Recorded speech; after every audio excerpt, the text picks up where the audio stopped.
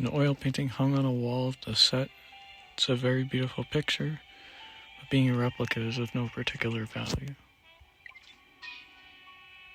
Having passed through Blaze's chest, the bullet that killed her pierced a hanging picture to finally lodge itself in the set wall. Standard lamp used on set that offers somewhat mellow illumination.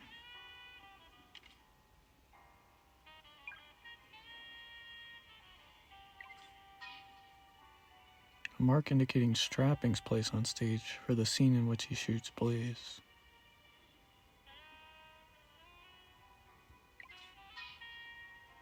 A mark indicating Knox is placed on stage for the scene in which Strapping shoots Blaze.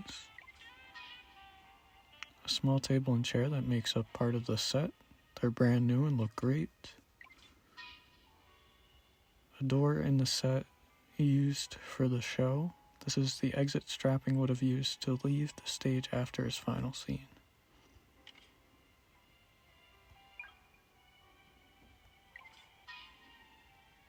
A model of a gun that was used in the show. Its construction is such that it can only fire blanks. It's swimming in the oil used to lubricate the mechanism.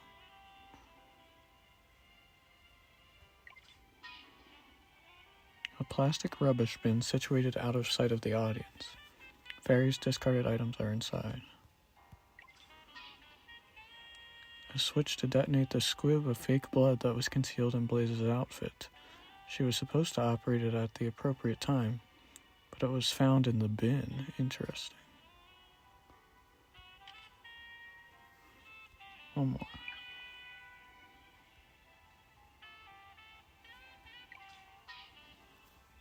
A ladder that links the two levels of the set. From the upper level, one can gain access to the lighting bridge.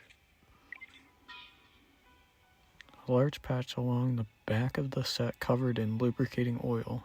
It looks to have been made by a hand rubbing along the wall, but no fingerprints are present. Interesting. Okay, we've examined everything.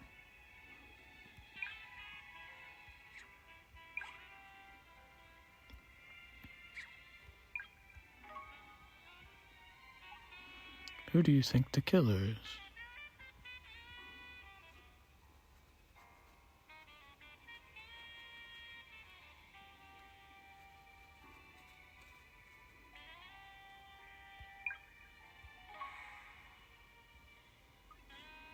Well, from where I'm standing, I'd say Strapping did it.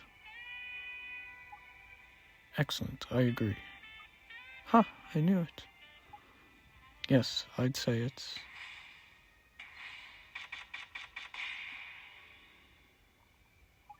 .9% certain that he is the culprit. Well, we best call the man in and have him put paid to your doubts about the other 7.1% then. Exactly what I was hoping to do, but I'm not sure he'll come. Let's take a moment to consider what we already know about Strapping. I know something. Roscoe Strapping, stud of this stage, engaged to be married, but engaged in you-know-what with another lass at the same time. At least that's what they said on Jeremy's summer show. So our suspect is something of a cad. Update. Victim's fiancé and star of the show, preeminent star of the stage, however his debauchery is also well known, and while engaged to the victim, he was carrying on an affair with actress Destiny Knox. The worst kind of man, and the enemy of all women. But that's not what we should be focusing on here. There's something else that interests me. Oh, What's that? He's an actor, and actors are masters of deception. They make fantasy appear as reality. And Strapping is one of the best. Could be a tough nut to crack then, eh, bruv? Who was that? Hey up, we've got company. Who are you? Do excuse the unannounced entrance. Ooh, Roscoe Strapping. Well, what a bell. An unexpected pleasure, I must say. Are you a fan, Precious? You wish. I'm a research assistant here in the mystery room. T.C. Baker to you. This is the mystery room. The very place I've been looking for. You must be Roscoe Strapping. The one and only. My fame and talent precede me, I see. Good. And you are? I work here in the mystery room with Detective Constable Baker. Inspector Layton's the name. Might I ask why you're here? I heard there was a team attempting to unravel the gruesome truth about my dear Gloria's chilling end. So I came to solve the mystery. Huh? Well, that would be a great help. Please enlighten us.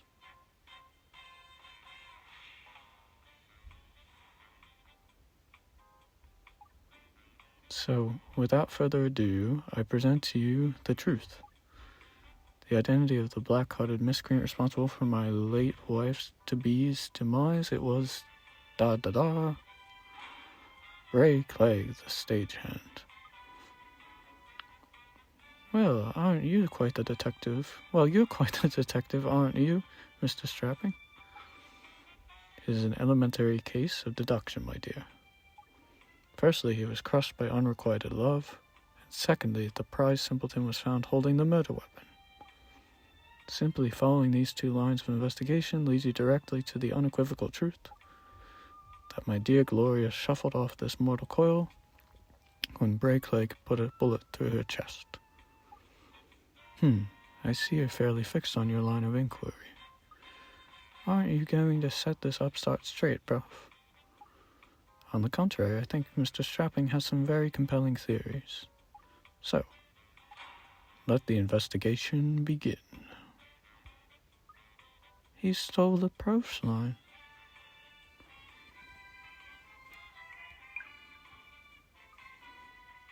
Investigating the wound means checking out the body, right? Would you like a strong man to escort you? I'll be just fine, thank you very much. We already investigated, didn't we?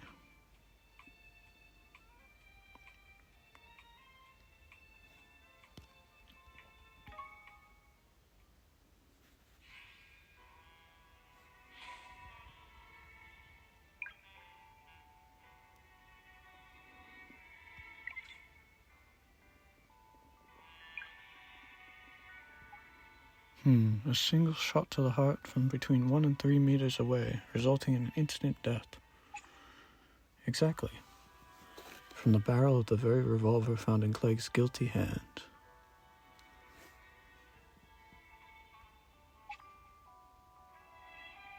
I'll see that dastard rot in hell.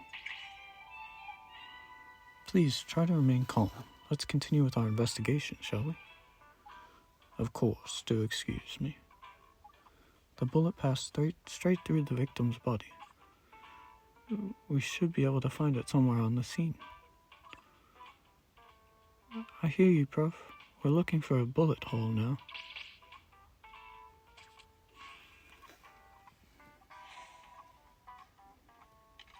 Okay, so the bullet hole was where again? No.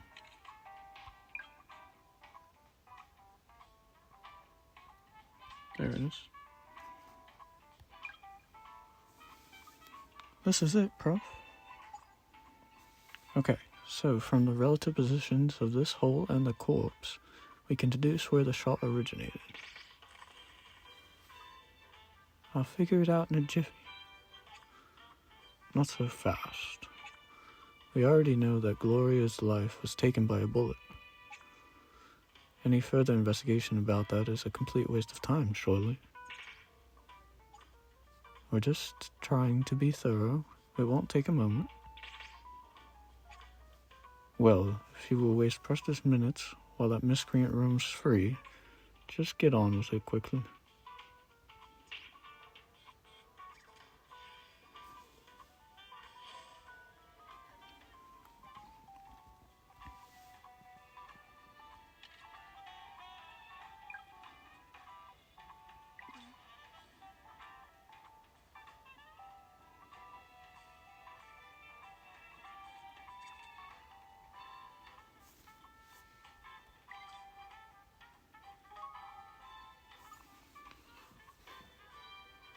Well, as far as I can tell, I'd put the shooter about here.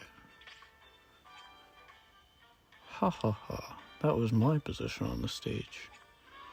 Sorry, Angelface, but you're reading the wrong lines. Think again. What's your reasoning, Lucy? What proves this is the location from which the killer took the shot? Let's go with our evidence.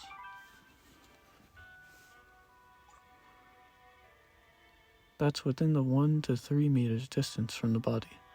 Yes, it's indeed likely the shot originated here. Aye, this is the spot, all right. The gun must have been fired from right here.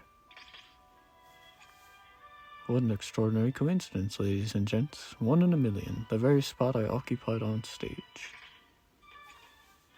Of course, it's of no relevance whatsoever. As I expected, this has been an utter waste of time. This has all been an utter waste of time.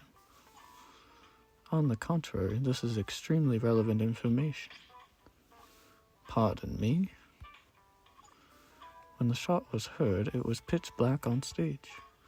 Shooting the victim dead with a single bullet in total darkness is bordering on the impossible.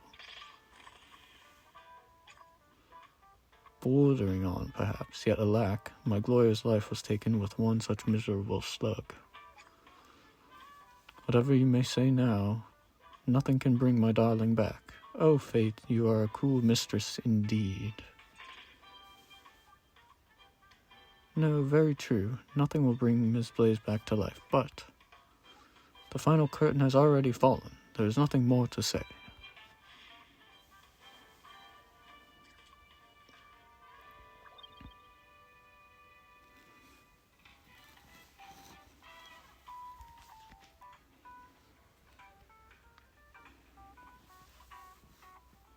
Alright, let me give you your time machine stuff just because I'm low battery. I don't want it to go on too long. 1843, Edgar Allan Poe publishes The Telltale Heart. Dickens publishes something by the name of Chuzzlewit, which I thought sounded interesting. Edgar Allan Poe also publishes The Gold Bug. Wordsworth becomes the Poet Laureate of the United Kingdom. Margaret Fuller publishes The Great Lawsuit, which is a book. Poe, again, publishes The Black Cat. And I thought this one was interesting. They included this in the literary history, but it was Ada Lovelace coming up with the first computer program, which is like a form of writing, I guess. Dickens publishes his famous Christmas Carol. The steam-powered rotary printing press is invented. We have new works by Ainsworth, Fenimore Cooper, Dumas, and Victor Hugo. Hans Christian Andersen publishes fairy tales, including The Ugly Duckling. Sheridan Knowles and Carlyle also publish works. Births, we have Thomas Bracken, December 21st. Passings, we have Francis Scott Key on January 11th, Noah Webster on May 28th, and Ellen Pickering on November 25th. 1844, we have a theatrical adaptation of A Christmas Carol. Dumas publishes The Three Musketeers and The Count of Monte Cristo. Dickens and Poe both have new works. Over the River and Through the Wood is published by Lydia Marie Child. You've probably heard that one before. The Pencil of Nature is the first book illustrated with photos from a camera. Bronte publishes a poem. Verse, we have Nietzsche, October 15th. Thus, we have William Thomas Beckford on May 2nd. That's all I got for you. So thank you very much for being here, as always. Hope you enjoyed. Curious to hear your feedback with the lag and everything. Hopefully there was less lag with this one. And hopefully we'll Super Mario Galaxy back here super soon. Take care.